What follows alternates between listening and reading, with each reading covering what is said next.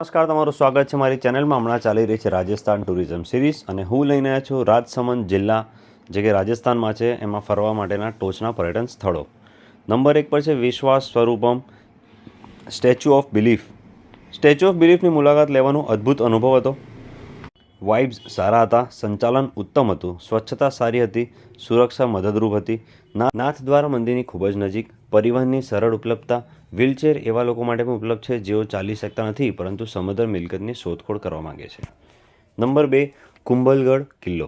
આ કિલ્લો પહાડીની ટોચ પર બાંધવામાં આવ્યો હતો અને તેની 32 કિલોમીટરની દીવાલ આજ સુધી અકબંધ છે. કિલ્લો ખૂબ જ સુંદર છે અને ઉપરથી સુંદર નજારો જોવા મળે છે. તમારે ચોક્કસપણે તેની મુલાકાત લેવી જોઈએ. નંબર 3, શ્રીનાથજી મંદિર. શ્રીનાથજી મંદિર એ નાથદ્વારમાં સ્થિત શ્રીનાથજીને સમર્પિત હિન્દુ મંદિર છે. દર વર્ષે જન્માષ્ટમી, હોળી અને દિવાળી માટે હજારો ઉપાસકો અહીં આવે છે. નાથદ્વાર, જેનો અર્થ સ્થાનિક ભાષામાં ભગવાનનો પ્રવેશદ્વાર થાય છે. નંબર 4, રાજસમંદ તળાવ. રાજસમંદ તળાવ, જેને રાજસમુદ્ર તળાવ તરીકે પણ ઓળખવામાં આવે છે, તે ભારતના રાજસ્થાનના રાજસમંદ જિલ્લામાં સ્થિત એક અદ્ભુત કૃત્રિમ તળાવ છે.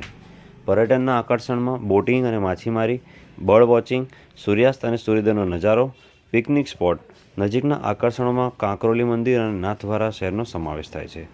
નંબર 5, નવચોકી રાજસમંદ તળાવ. નવચોકી, જેને નવચોકી તરીકે પણ ઓળખવામાં આવે છે, તે રાજસ્થાનના રાજસમંદ તળાવના કિનારે સ્થિત એક ઐતિહાસિક પેવિલિયન છે. આજે નવચોકી એક લોકપ્રિય પ્રવાસન સ્થળ છે જે વિશ્વભરના મુલાકાતીઓને આકર્ષે છે. પેવિલિયન રાજસમંદ તળાવ અને આસપાસના અરવલ્લી પર્વતોના આકર્ષક દ્રશ્યો પ્રદાન કરે છે. Number 6, Maharana Pratap museum.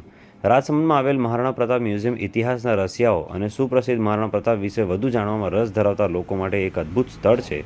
હલ્દીઘાટીમાં આવેલું આ સંગ્રહાલય મેવાડના બહાદુર રાજા મહારાણા પ્રતાપના જીવન અને સમયનું પ્રદર્શન કરે છે, જેમને મુઘલ સામ્રાજ્ય સામે લડ્યા હતા. મ્યુઝિયમ સવારે 8થી સાંજના 6 વાગ્યા સુધી ખુલ્લું રહે છે અને પ્રવેશ ફી લગભગ ₹50થી ₹100 છે. જો તમે મુલાકાત લેવાનું આયોજન કરી રહ્યા હો તો બહાર જતા પહેલાં વર્તમાન સમય અને પ્રવેશ ફી તપાસવાનું નિશ્ચિત કરો. Number 7, Ganga Govardhan museum. રાજસ્થાનના કુંભલગઢમાં આવેલા ગંગા ગોવર્ધન મ્યુઝિયમ એ તાજેતરમાં સ્થાપિત સંસ્કૃતિ સીમાચિહ્ન છે જે પ્રદેશના ઇતિહાસ, કલા અને પરંપરાની સમજ આપે છે. અન્વેષણ કરો અને શસ્ત્રો, શિલ્પો, ચિત્રો, કાગળનું ચલણ, 5000થી વધુ ભારતીય સિક્કા અને વધુ ઉત્કૃષ્ટ સંગ્રહ સાથે પ્રાગૈતિહાસિક યુગની સમજ મેળવો. નંબર 8, વેદી મંદિર. કિલ્લામાં પ્રવેશ કર્યા પછી તમે જે પ્રથમ માળખું જોશો તે છે યજ્ઞવેદી મંદિર. પૂજા વિધિ કરવા માટે કિલ્લો પૂર્ણ થયા પછી રાણા કુંભા દ્વારા તેનું નિર્માણ કરવામાં આવ્યું હતું. તે ઉચ્ચ પ્લેટફોર્મ પર સ્થિત છે. ખૂબ જ સુંદર સ્થાપત્ય.